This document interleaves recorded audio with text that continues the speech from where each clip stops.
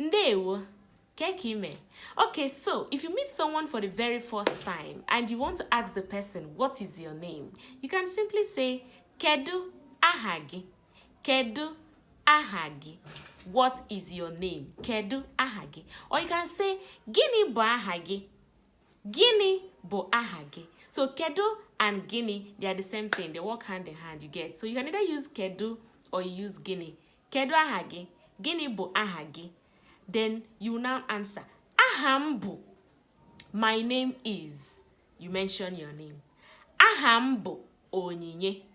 Ahambu Onyinye. My name is Onyinye. Ahambu Onyinye. Gini ba ahagi. Ahagi bogini. Your name is what? Ahagi bogini. Then you mention your name. Ahambu.